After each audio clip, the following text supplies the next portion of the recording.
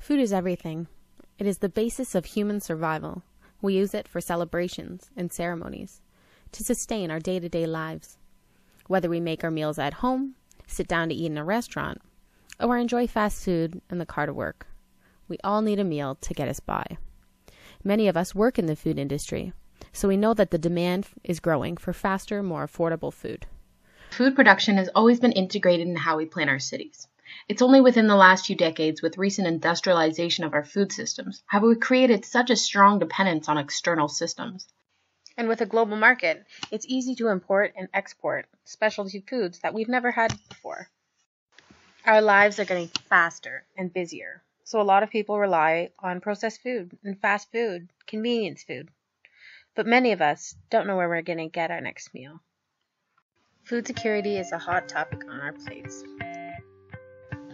The World Health Organization defines food security as when all people at all times have physical, social, and economic access to sufficient, safe, and nutritious food to meet their dietary needs and food preferences, to maintain a healthy and active life. The distribution of food in the world is completely wrong. It's just not working. You know, there are so many people in the world that do not have enough food. There's food insecurity. Food security is a serious discussion happening in our government offices, in our farmers' fields, and most importantly, at our dinner tables. Here in Canada, although we're one of the wealthiest economies in the world, we lack a national food strategy. In fact, we're the only G7 country without a national food policy.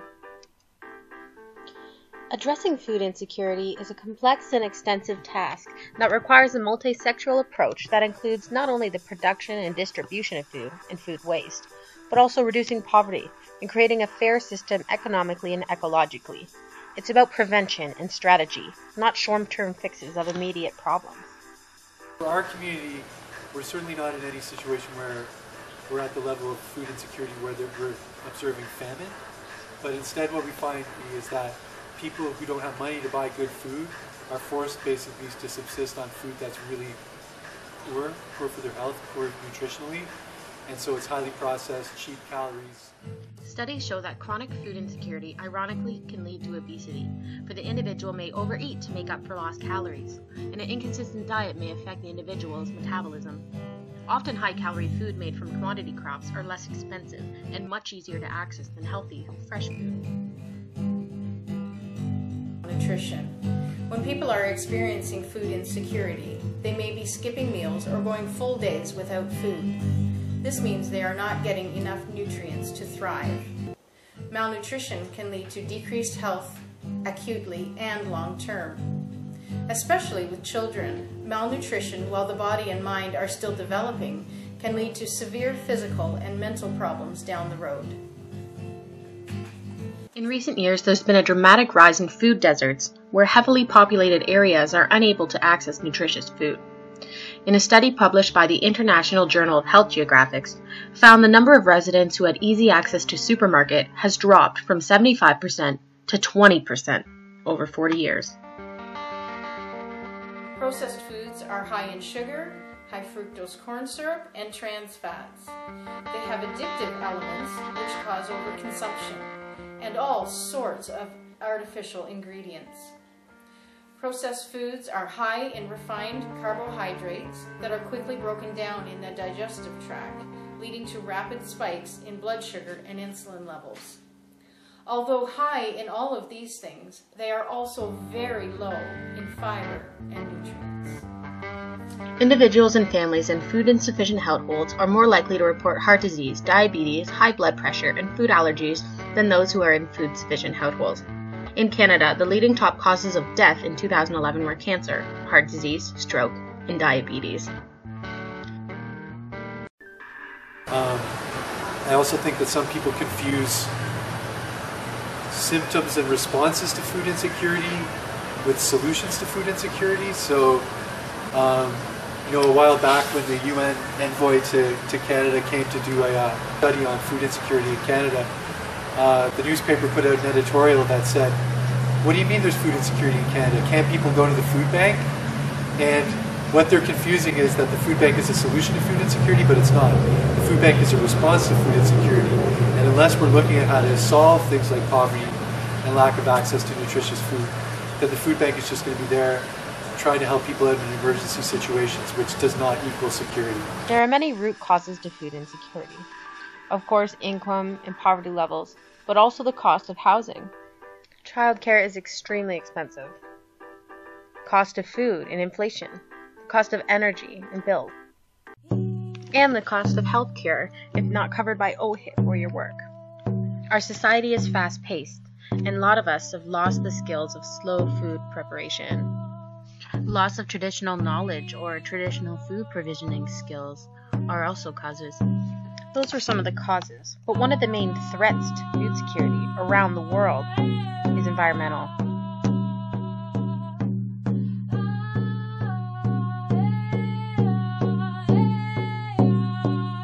It gets wasted in grocery stores because they have a very high standard in terms of the aesthetics of the food, even though it might be a very small blemish or inconsistency in size or color, but it's perfectly good, fresh food, and it just ends up going into the garbage. Waste is a major concern. Canadians waste over $30 billion of food every year.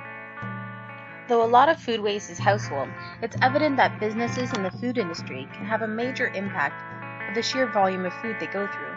They can play a large role in the development of sustainable food systems, not just in the regards of waste, but the whole structure. Use of resources is a really complex issue. There have been studies that have come out fairly recently that have shown that in terms of greenhouse gas emissions, a person who eats less meat or doesn't eat meat can have a much greater impact on reducing greenhouse emissions than if they didn't drive a car. That's pretty profound.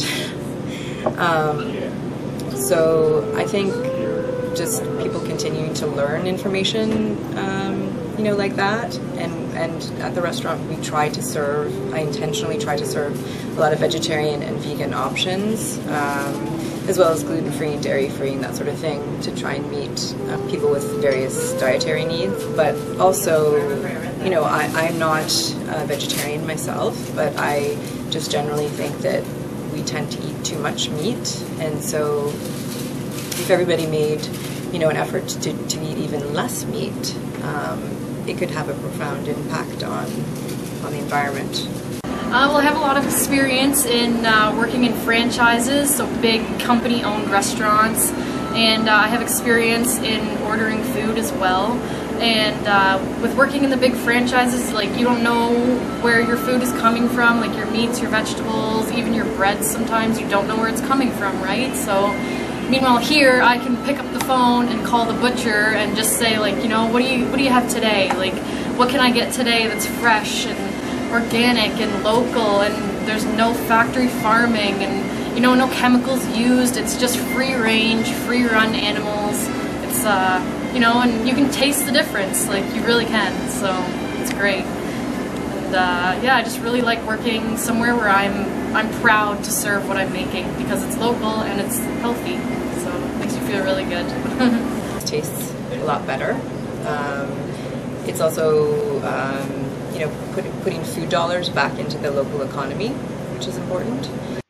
An increased demand for local, sustainable food is gaining media attention, and citizens, business owners, and governments are understanding that we must centralize our food production as our population increases. Passionate people with all different backgrounds are uniting for a national food policy of Canada and are creating programs to help citizens everywhere learn about food systems, get involved with them, and grow their own food. Right? So many problems that are just like insurmountable. And I won't even be like, and we can make changes around them, but it's very hard to say that we'd be able to solve, whatever, international conflict, violence against women, these things that, are really, really huge issues that you can work on, but it's difficult to say, I really think that we could solve that. I think that we can solve food insecurity. I think that there's enough food out there to feed the world. That's been proven. A lot of it goes to waste. We can fix that.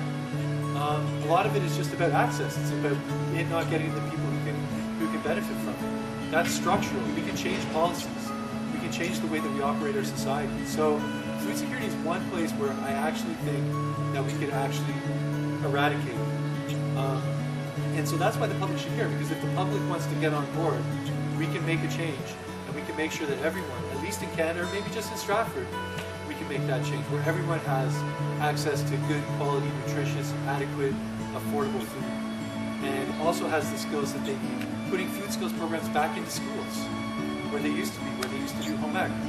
There's something that can happen. We can change that, and every kid can learn how to cook.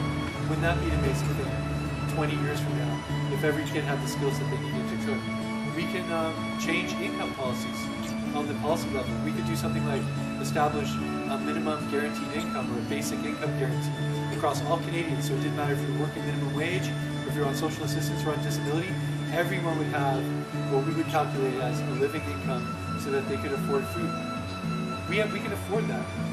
It's something that actually, when you model it, when you put money into that, it actually saves us money. It saves us from having to pay for, epidemics of diabetes and obesity and cardiovascular disease around people who are food insecure. That's way more expensive than giving people the income that they need to put food on the table. So those are the sort of models that we need to start considering as a society, and the public can bring attention to those models.